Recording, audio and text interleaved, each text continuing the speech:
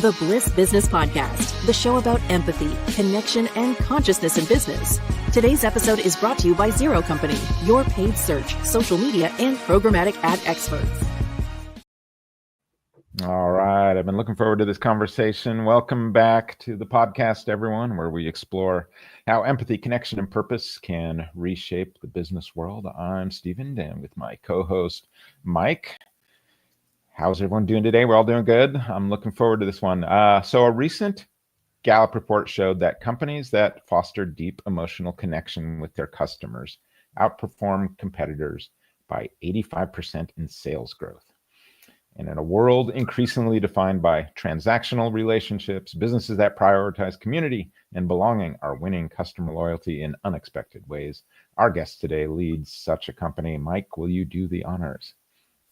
Indeed. Yeah, I'm super excited, as you mentioned, to have Bo Lowery with us today. She's the Vice President of Marketing at Wild Birds Unlimited, which we've come to appreciate and know that it's a brand that has really built one of the most passionate and engaging customer communities in retail. And Bo, has been a big driver of that. And she has a deep background in franchise marketing. And so with that, Bo's passionate really about helping connect through nature, shared experiences, and really purposeful business, which we'll hear a lot about today. And her work focuses on building strong franchise relationships, delivering consistent brand experiences, which we know for franchises is a major challenge, and as well inspiring meaningful customer engagement. So, Bo, we've been looking forward to this conversation for quite a time. Welcome to the show. Well, thank you so much. I'm glad to be here. Yeah, we tried to get connected on this once before and had to reschedule due to my schedule. So appreciate your flexibility on that, and great to be here today. Yeah, no, but it's an important topic. And so we want to make sure we get you on because, as you said, Wild Birds is a leader when it comes to this space. So, Bo, maybe just to kind of kick things off, you can share a little bit, with us, how your own journey sort of led, to this mission of building community through the business there at Wild Birds Unlimited. Yeah, it really community and that really, I think, goes across everywhere within our organization, from our internal support center staff, community with each other, to our franchise store owners. Very strong community there. Ultimately with our retail customers. And so it's something that, Jim and Nancy Carpenter, who are the founders of our company, when they launched the company back in 1981, I believe it was, it's really just been a foundational aspect of everything that they do. And, it's carried on all these years, and it's been really neat to be part of an organization. I've been with the company going on 26 years. So, it definitely has created a deep connection for even me as in a career path as well. But, you don't see a lot of companies out there that have the word community and even joy in their mission, vision, values. And we do at Wild Birds Unlimited. And you started out as a customer. I did, yeah. Many years ago, even before Jim had started franchising, he had the very first little tiny Wild Birds Unlimited store was in Indianapolis, which is where I'm born and raised and still live. And I was a customer of that store. It was a really small thing. I wasn't very much into bird feeding at that point, but it was just kind of interesting. And, when I was a little bitty kid, my grandfather had given me a little bird feeder and hung it up in my backyard, and he would come and fill it up occasionally. So I had that, that connection. And then, kind of had other things in my career, but then fast forward a number of years and learned about the company and where it had grown to, and still based, here in central Indiana, and, had a great opportunity to join the team. So been a while, but been fun so far. So we had Jim. Yeah. So we had Jim on the show. He's founder and CEO of Wild Birds Unlimited. We had him on the show almost exactly 6 months ago, and check that episode. Everyone's a great episode. I love that conversation. And what I love was how connecting the franchise was with people. Yeah. And it's, it's more than a store. It's kind of this gathering space for nature lovers. And what are some of the key ways you've transformed kind of a traditional retail model into this connection-centered experience?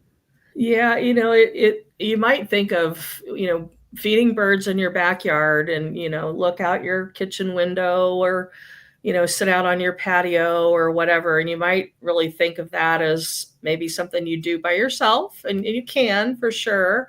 But it definitely can also be a family activity, people that are birding enthusiasts who get together and go on a bird walk or, all kinds of things like that. And so, again, I think it really starts with the people and the attitude.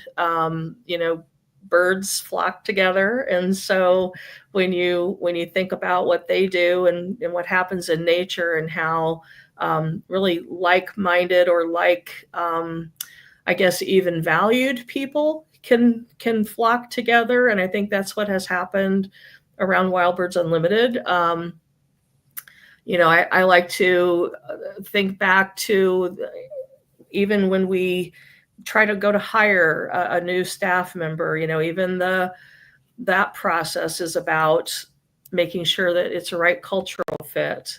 And, I think that one of my favorite things that again, Jim Carpenter said a number of years ago that has always stuck with me, and I think that really speaks to the attitude about the company, but even creating community is, you could wake up in the morning as a franchisee at Wild Birds Unlimited and think, I'm going to sell 10 bird feeders today. Or you could wake up and you could think, I'm going to bring joy into 10 customers' lives through the things that we have to offer. And as long as we keep that forefront in our minds, the business part kind of follows. So I think, again, kind of starting with the people is really where it all comes from. Yeah, it's this different attitude where, like, if you're thinking about how can I create joy in someone's life, this is really, how you build that customer connection on a deeper level. It's just, versus, like you said, I'm gonna sell 10 of these.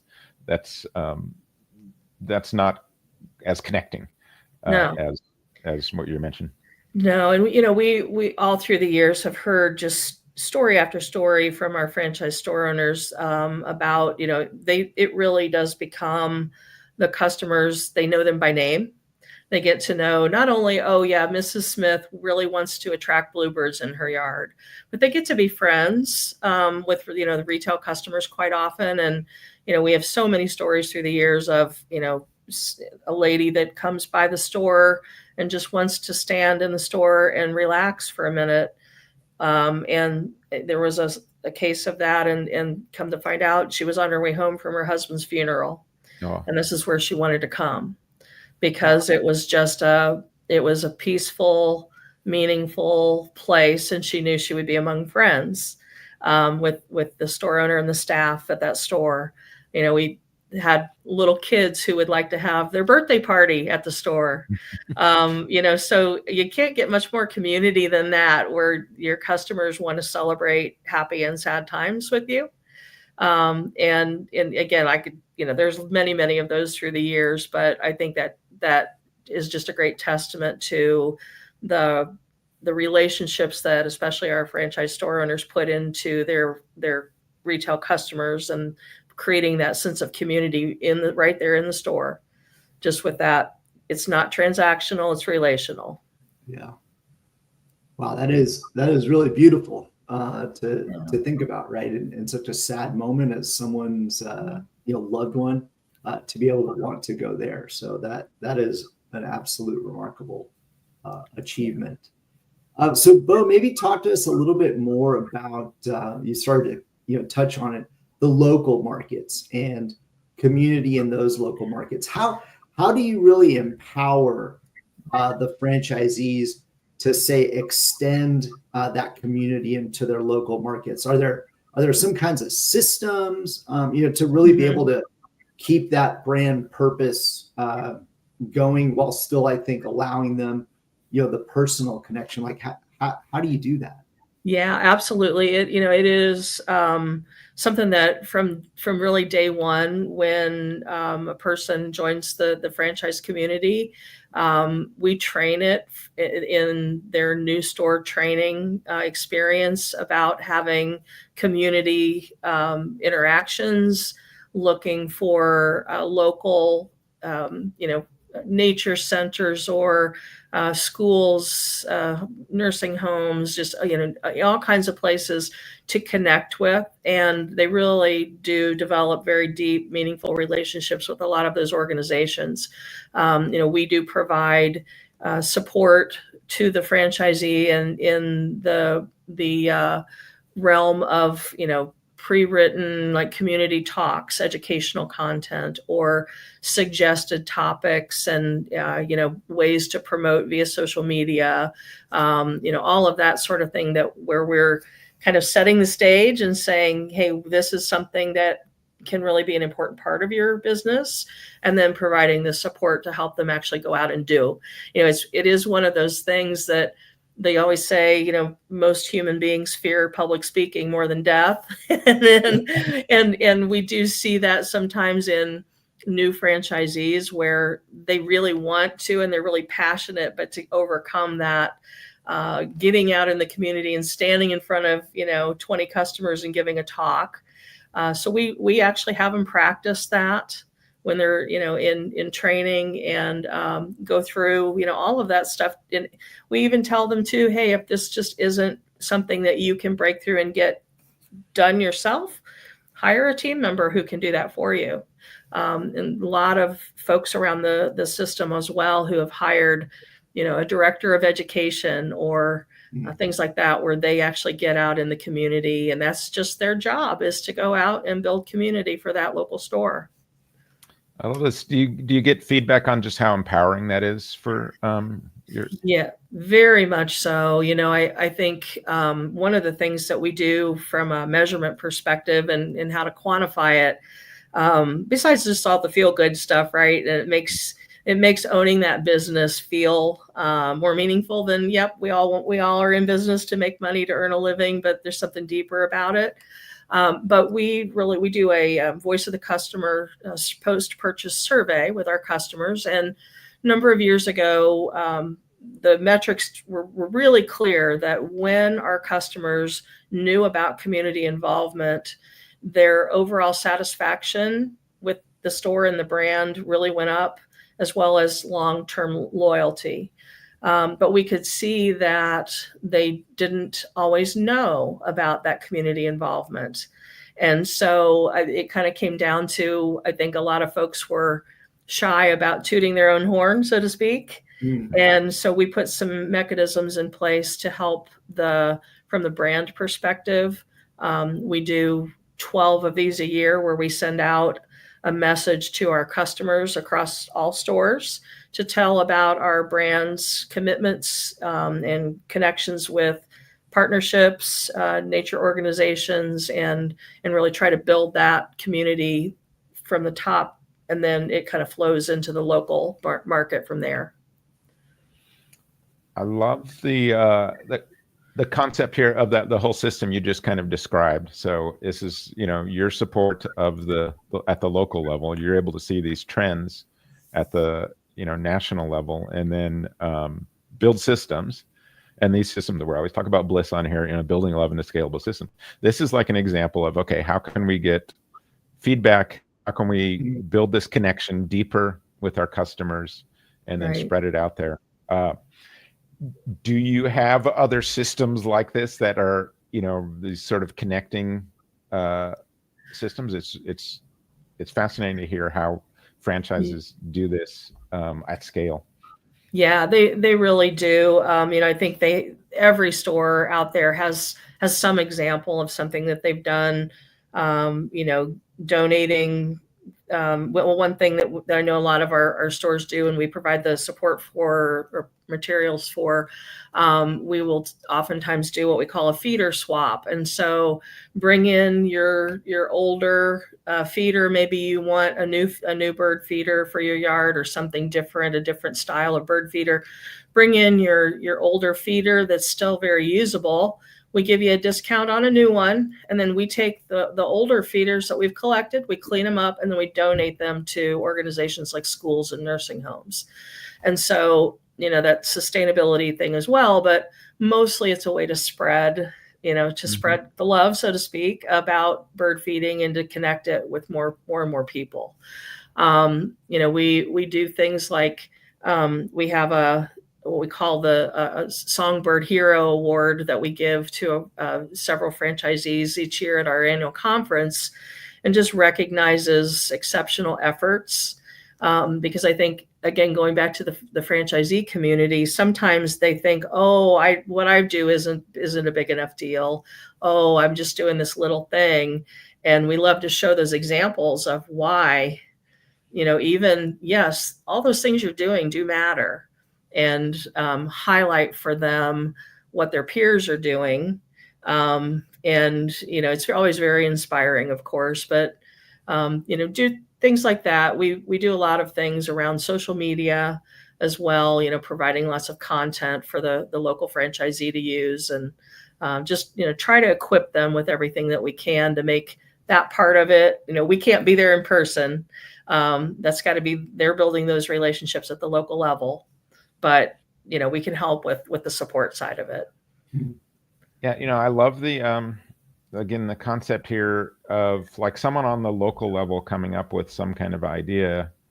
And now this becomes a system, or part of a system, that you guys spread for everyone, to where this one person had such an impact that now it's become systemized. And this is really their kindness has become systemized and spread wider and wider. I'm sure you get a lot of that feedback and those ideas from the local level. Very much. And, we do that just with our marketing in general, that, a lot of our ideas have come from the franchisees as far as they tried a certain kind of an approach.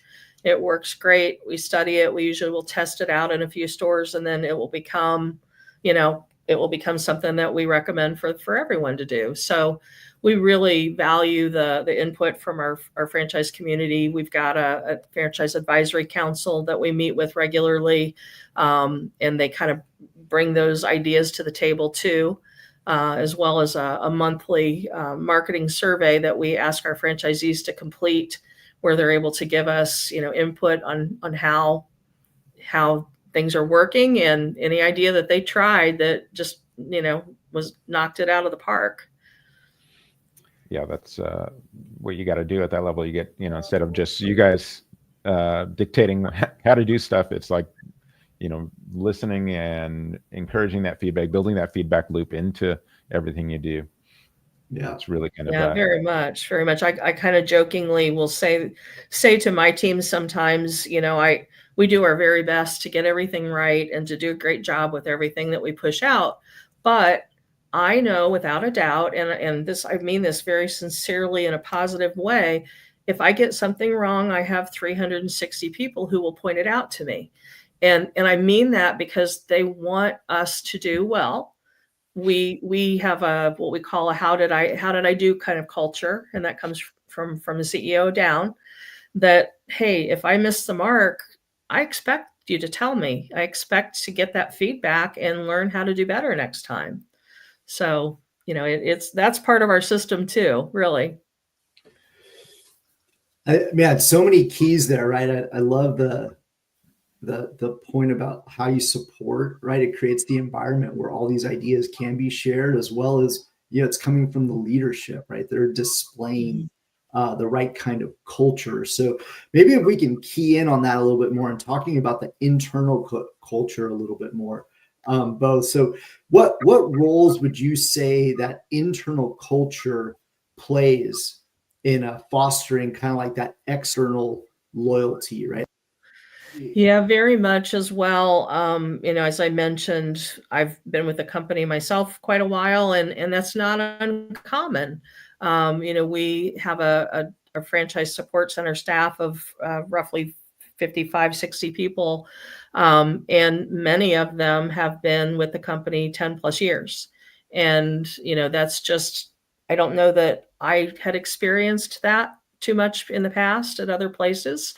And I think it comes from, again, when we go to hire somebody, we care as much about cultural fit as we do skill set, because it does matter when we always say too, we kind of have three customers. We have our franchisees as customers, we have our retail customers, and we have the birds, right? Ultimately, so we need to get it right, or as close to right as we can with all three of those audiences. And so we try to make sure that even through the interview process, cross-departmentally, we will meet with that candidate, make sure that each department that might interact with that role has an opportunity to ask questions that matter to them, engage attitude and aptitude, and all the things that matter. And we do the same thing too with franchisee candidates. So they go through a process as well, not only of kind of vetting us as an organization, is this where they want to invest and have their business be supported, but we want to make sure that they're a good fit as well.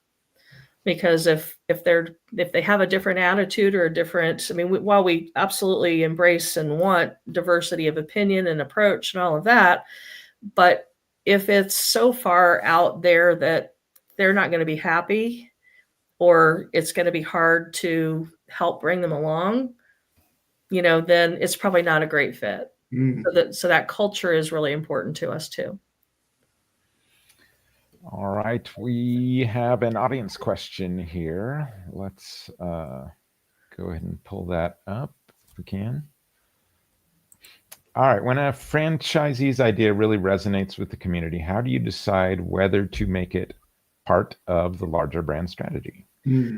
That's a really good one. And it's hard sometimes, and sometimes it's a little less than satisfying for that franchisee, because there are times when it is a fabulous idea for a store at the local level, but it's really tough to systematize and scale for various reasons. So that's kind of one question that we have. Like, yes, it's a great idea. We agree. We see the value in it. Is it scalable for the system? Is it something that, it's not going to be so difficult to implement for the average franchisee and their skill set that it's just going to cause frustration? Can our suppliers or our vendor, our manufacturers support it at scale? Can our platforms and systems support it at scale? So that's kind of one place. And then oftentimes if we say yes to that, we love to do little pilots, little tests. We'll pick out a handful of stores and give it a try and gather feedback and, adapt from there. So, like I said, we do use a lot of what we hear from the field, but there definitely are also times where it just doesn't work, at scale.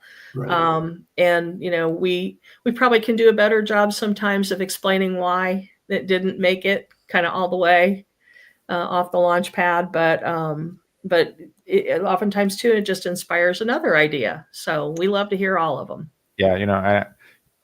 You have this healthy sort of, safe environment for people to do this, and you're cared about. I have this other example. I'm not even going to say the franchise model is, but there is this local franchise that's crushing it, and they've got this model, but the headquarters, they don't want to hear about it. They don't want to. I'm like, okay, this is not healthy. What's going on here? But no, you've got this very healthy relationship, and you're even being very empathetic, and you're talking about it, trying to put yourself in their shoes. Like, okay, they brought this idea forward. I don't want to discourage these ideas. I want to keep encouraging them. Because and I would just add to that too, and maybe Bo, you can comment on this too, is the fact that Wild Birds Unlimited has such a clear purpose, and wants to create joy. I'm sure that's a variable or a factor to say, hey, if it is leading to this result, like, let's absolutely do this, right? Does that come into play? Yeah, absolutely. It should be a joyful experience to run from the business side too. There definitely are times, like I mentioned before, where it's a great idea, but man, it's complex. And it just, would it create a joyful experience for the franchisee? And Maybe some it would, but then for most folks, it would just be too much trouble, and I think a lot of times too, it can come down to it's about the individual franchisee, and they love it, they're passionate about it, so they sell it. And you can't kind of put that in a bottle and ship it out to all the stores. Like if somebody doesn't believe in it, in a program, in a product, in an approach, it's not going to fly for them, Yeah. Yeah, and you can't strip out that joy. That's such no. a good thing. Yeah. So Bo, I think we have another audience question here for you. So this says, Bo, where do you see the biggest opportunities for Wild Birds Unlimited, say, in the next 5 years? We're constantly, like everyone, really wanting to spread the joy to more and more people. So I think, new customer acquisition, I think for every company in the world is always something that's on your radar and top of mind. I mentioned earlier, I think maybe when we were talking before the show here, that I think during, especially during COVID, during those kind of lockdown times, a lot of folks kind of rediscovered their own local environment. They rediscovered their own backyard. They learned to feed the birds and enjoyed that. And we've been really lucky that has been sustained. But we also see, things like getting interest among younger people. There's still, even though I think it's changing quite a lot, there's still kind of a perception of feeding the birds as your grandma's hobby kind of thing. And we've seen little kids in particular just really grab onto the whole idea, and they just get really passionate about watching the birds, feeding the birds, learning all about them. So I think just more, looking for those other audiences that would find joy in this thing. My team hears me say this a lot too, that it can't be about just the product itself, even though I'm very proud of the products that we create and sell. They're the best on the market. But if you show me the best golf club in the world, I'm never going to play golf. Golf is a fabulous sport. It's just not my thing. And so there's got to be something there for you to build around, right? And I think that's where we're always looking, is what are those little things that might spark interest among someone that didn't know about us and didn't know about feeding the birds. Yeah, I love that. So I was going to ask, are you seeing like Gen Z or these younger generations? How are they interacting? Because my son and my daughter-in-law, they're passionate, bird watchers and stuff, and at a young age. And I'm not sure, is this common? Is this a new interest? I don't know where they fit in it, but I would see. I love, you're trying to connect with him, and maybe the opportunity to connect like intergenerational relationship with like the really young kids, like you mentioned. Yeah, very much so. I think, and we're learning and always learning, but the message needs to be a little bit different, I think, for each generation too. And not to the point where you necessarily have to have a Gen Z offer or a boomer offer or anything like that, but just to tap into, like we've talked before about the mental health benefits of feeding the birds is really something. There's been a lot of studies done now, and tapping into that language, really appeals to certain segments of our audience. The sustainability messages, just helping the birds. I mean, there was a study released a few years back. Unfortunately, we've lost about a third of our bird population worldwide. And so a lot of it is due to, declining habitat and, all kinds of things like that. And so there are things that we can do, everyone can do. And we really have leaned into those messages quite a bit, just planting native plants in your yard that host the kinds of insects that birds in your backyard need to feed their babies, right? So I pointed out to my dad's 85, we were talking the other day about something, and I said, when you used to drive around and you would pull into the gas station, you had to clean the bugs off your windshield, right? Yeah. When was the last time you had to do that? We don't have bugs anymore. We've cultivated our lawns to the point that we don't have insects for the birds anymore. And so just things like that really appeal to those different generations and those messages, because they want to make a difference. So. Yeah, that makes sense. There's a lot of opportunity there, I would think, too. And it's one of those win-win-win scenarios, right? Yeah. For all those stakeholders that you just mentioned in your business, for the birds, for your customers. Very I love much. It makes global sense, especially when you look at some of the distances that some of these birds travel, right? And their migration. Oh, it's amazing. Yeah. Yeah, these little tiny hummingbirds, that they fly thousands of miles, migrate back and forth, and they'll come back to literally the same yard, the same feeder every year. Yeah. It's amazing. It really is. Steve and I, we live close to San Juan Capistrano, which is famous for the mission and the swallows. And so we were just commenting on that yesterday, right? These birds go 6,000 miles in our fall all the way down to Argentina. So amazing. Yeah, they contribute globally. So one thing, Bo, that our agency and this podcast is very much centered on is the importance of purpose and leading through purpose, both as individuals, but even for organizations and brands. And in fact, it was commented on that PricewaterhouseCoopers came out with this report saying that 79% of leaders believe that purpose is essential to success.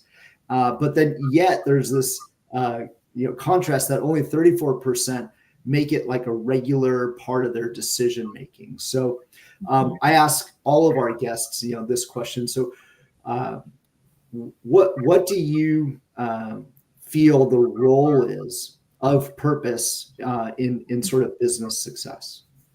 That's a really good one. I think it's easy to get caught up in the day-to-day of answering an email, going to a meeting, doing all the things that we all have to do. And my team, we have a weekly meeting, just quick touch base on Mondays. And, one of the things that we talk about from time to time is a feeling sometimes of overwhelm with just the stuff. And I have to remind myself as well as my team from time to time, you have to just put pause on that sometimes, because all that stuff isn't what really matters. And you've got to get down to doing the work, the why you exist as a company, right? Why are we doing what we're doing? And use that as a filter. If I have an hour right now to devote, am I going to do it's easy and it's attractive to just go answer a bunch of emails. Yeah. Or I could spend an hour thinking and being, my team of marketers being creative or, trying a new idea. And it's hard to do that, but just to, I think, block out time for that on a daily basis is one thing that we try to focus on as a group too. And it's hard because everybody's knocking at you. For sure. Yeah, you got to remind yourself to choose joy when you can, right? And that is not always an easy choice. It is not. Yeah, I'd say it's the fact that as the leader, you're making that putting it at the forefront of importance, I think really helps to create that space for your team. Yeah. What advice would you give to other retail brands that are kind of looking to foster like real connections, like we're talking about? Can you think of some things that just come to mind as far as, not just building, repeat customers, but actually just those real emotional connections that we're really striving for? Yeah. It's easy, I think, again, to get caught up in the buzz or the thing that you think you should do. And if nothing else, be authentic about whatever it is that you're doing. Customers can smell inauthenticity a mile away. And it ultimately, I think, hurts more than it can possibly help. And if you don't have anything that you're really passionate about yet, look for the stories too. I like to do that a lot of times of what are those stories that you hear from, if it's your retail locations or if it's a franchise or if it's a wholly owned company, your local stores, and Those are the things for me that even on the days where I'm like, oh, here we go, we're doing this thing, and you're just in the weeds, and then you hear something, or you get, a customer testimonial. One of our business coaches just earlier today sent through to our whole staff a comment that had come from a retail customer at a store, and it was just like, this is why we're doing what we do. She just mentioned not only great customer service, but the feeling of a sense of community and just how it made her feel. And I think if you can lean in with that, we have on our customer experience dashboard that each of our franchisees has access to. We call it our smile meter. And again, this was an idea from Jim Carpenter, like, did we make you smile today? And if yes, then we've done our job. I love it. There's so many ideas, and sometimes it's hard to get these ideas from companies we talk to and individuals, but your culture is just layer after layer of them, of these great ideas that are very connecting. And hearing those stories, how do you put those into play for marketing as far as some of these great stories? I do think that it does influence probably language that we use more often than not. What are the words that probably will resonate with somebody? Our franchisees are great at explaining, sometimes even when they're interacting with a customer, this angle or this particular thing that we told them to watch for with their birds while they're using this product, right? It's not that it's the feature about the product as much as the experience you're going to have with it. And we do try to lean into that quite a bit. I think it may not come out in a traditional kind of storytelling method that you might expect sometimes, but we love to again tell those benefits of what you're going to get as a result. There was a stat I read earlier was for elite brands, on average, it's 25 positive emotions for each one negative emotion. Wow. And I mentioned, you've really got to layer these different elements in. And if for our listeners out there, we mentioned, you may have heard Bo use the word how something feels or the experience. These are all this sort of empathetic approaches to marketing, is really focusing in on those things, how something feels, how the emotional, how the emotions come to play when someone's experiencing the product, the service, the location. It's really kind of vital for doing that. And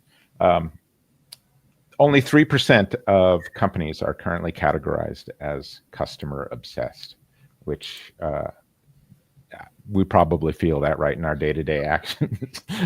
If 97% aren't. So Forrester found that customer love is a stronger driver of loyalty than satisfaction. So, but with that in mind, this is a question I always ask. What role does love play in business, do you think? That's a good one. That's not a word that you'd usually think of about business so much, is it? I like to think of it from the ultimate customer perspective of the birds, and that's sort of the common denominator. Whether you're work at the office, where I work, if you own a store, you work in a store, you're a customer, you're a supplier, vendor, partner, whatever, you love the birds, and if you don't love the birds when you first start working with us, you will before it's over with, because they're super cool. And I think that is like the thing that we're doing. Loving that automatically creates a community because we have a common love and we care about that thing. And then I think it just sort of ripples from there where, because of that, I care that you care. I care that your business is succeeding. They care that I'm succeeding. Sometimes that involves hard conversations. Hey, we missed the mark on this, or hey, we could have done a better job on that, or we're humans. I didn't treat you with the respect I should have today. I'm sorry for that. But that's a lot. Those are all love to me. Those are all things, they're expressions of love for humankind.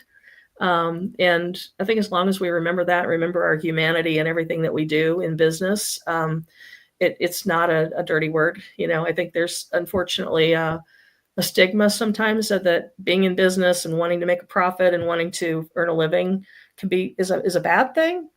But if it's purpose driven, then that's a benefit of what you're doing. Yeah, we would no doubt agree with that, right? Bo, I mean, certainly business should not be devoid of love. Both, this was an amazing conversation. Certainly your insights, as the leader there when it comes to marketing, lend perfectly into our discussion. Thank you so much really for, coming on and being so giving of your time and your insights.